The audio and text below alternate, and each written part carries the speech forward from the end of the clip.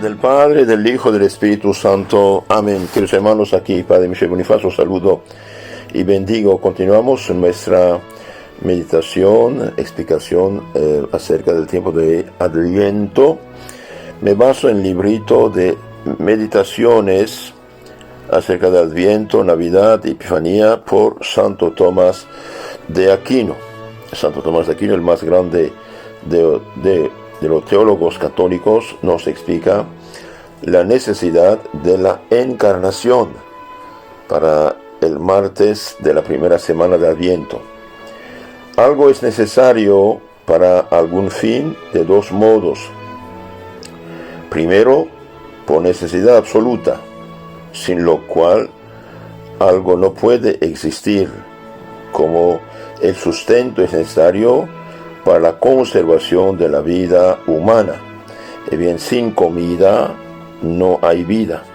Sin comida no hay vida, aunque uno viva algo de tiempo, al cabo de unos 60, 100 días tiene que morir. Entonces, algo es necesario de una manera, de una necesidad absoluta, dice el santo, por ejemplo, alimento para conservar la vida. La segunda cosa necesaria, en segundo punto, segunda, en la medida en que por medio de tal cosa se llega mejor y más convenientemente al fin, como el caballo es necesario para realizar más rápidamente un viaje. No fue necesario por el primer modo que Dios se encarnase para la reparación de la naturaleza humana, porque Dios, por su virtud omnipotente, por su fuerza omnipotente, todopoderosa, podía reparar la naturaleza humana de otros muchos modos, pero por el segundo modo fue necesario que Dios se encarnase. Entonces dice el santo que no fue necesario de manera absoluta que el Hijo de Dios se hiciese hombre y moriera en la cruz para salvarnos. Dios hubiera podido tener otro medio. Pero dice, en la medida en que por medio de tal cosa se llega mejor y más conveniente al fin, como el caballo es necesario para realizar el viaje, así fue necesaria la encarnación del Hijo de Dios y morir en la cruz para salvarnos. Fue mejor. Por eso dice Santo Agustín: demostremos además que no faltó otro modo posible a Dios, a cuya potestad está sometido todo igualmente, sino que no había otro modo más conveniente de curar nuestra miseria. Esto es lo que puede considerarse en cuanto a la promoción del hombre al bien.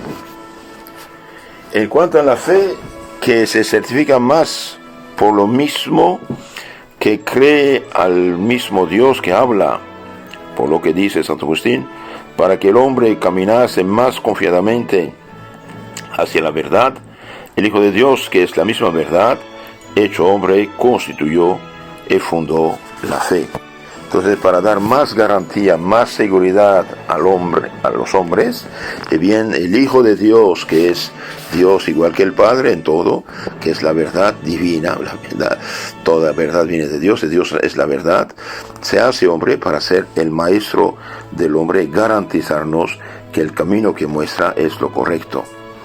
Además, Dios no miente, ni falla, ni puede fallar, ni mentir. En segundo punto, en cuanto a la esperanza, que se afirma principalmente por esto, y así dice Santo Agustín: nada fue tan necesario para levantar nuestra esperanza como el demostrarnos cuánto nos amaba Dios. ¿Qué prueba más manifiesta de esto que la de que el Hijo de Dios se dignara formar consorcio con nuestra naturaleza humana? En efecto, leemos en el Evangelio de San Juan, capítulo 3, versículo 16: de tal manera amó Dios al mundo que dio a su Hijo unigénito, para que todo aquel que crea en Él no perezca, sino que tenga vida eterna. Entonces aquí fortalece nuestra esperanza. Y en tercer punto, en cuanto a la caridad, que se excita principalmente por esto, según lo que dice Santo Agustín, ¿qué mayor motivo existe de la venida del Señor que Él manifestar Dios su amor en nosotros, y añade, si nos era penoso amar, al menos no nos duela volver a amar. Dios amó de tal manera el mundo que dio su Hijo como rescatador, salvador del mundo. Entonces la encarnación del Hijo de Dios excita, promueve, ayuda nuestra fe, esperanza y caridad. En en cuanto a la rectitud de obrar, en la cual se nos mostró, por ejemplo, por lo cual dice San Agustín, no se debía haber seguido al hombre, sino que podía ser visto. Se debía haber seguido a Dios, que no podía ser visto. Y así para mostrar al hombre quién fuese visto por el hombre, y a quien el hombre siguiese, Dios se hizo hombre. Entonces, el hombre sigue al hombre, pero no es garantía absoluta.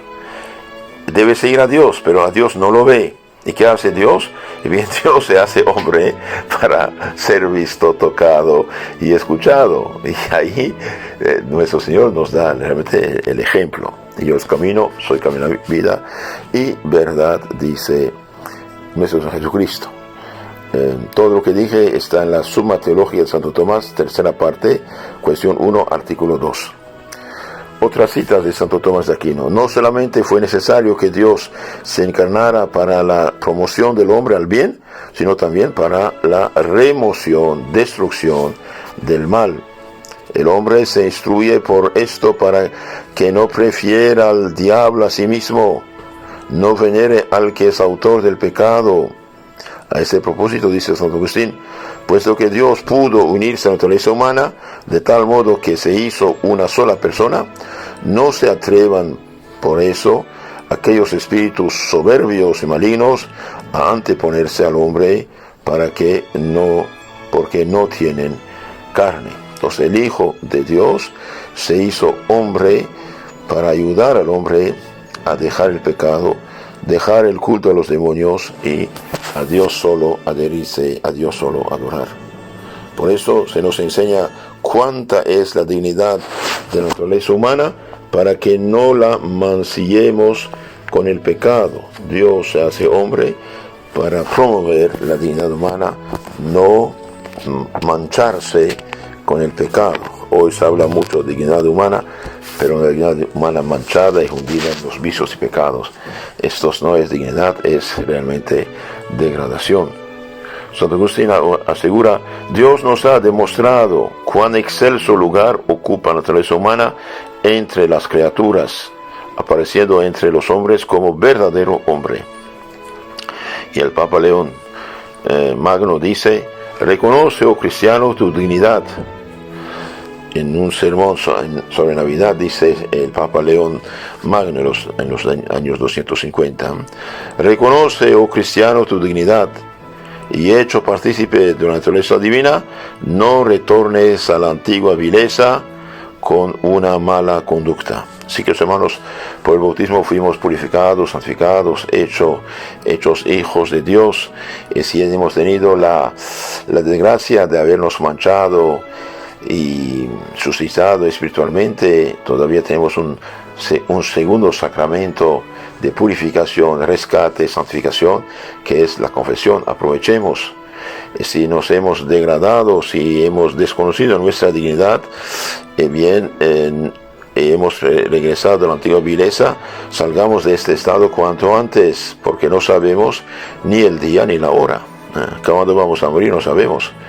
Y es dogma, es decir, verdad absoluta, divina, revelada por Dios a su Santa Iglesia Madre Católica de 2000 años, que toda persona que el momento de la muerte, es decir, de la separación del alma y del cuerpo, se encuentre en pecado mortal, y bien por desgracia, se precipita al infierno eterno. Entonces, oh cristiano, reconoce tu dignidad, hecho partícipe de nuestra divina, es decir, santificado, purificado, hecho hijo de Dios por la gracia, no retornes a la antigua vileza con una mala conducta. Porque para destruir la presunción del hombre, se hace más estimable la gracia de Dios en Cristo hombre, sin ningún mérito anterior de nuestra parte. porque mediante tanta humildad de Dios puede reprimirse y sanarse la soberbia del hombre, que es el mayor obstáculo que le impide unirse a Dios. Entonces Dios se hizo humilde. Mire, Dios Todopoderoso se hace niño, muere en la cruz y nace en la pobreza y humildad absoluta en un pesebre. El orgullo es el mayor obstáculo que impide al hombre unirse a Dios. ¿Qué hace Dios?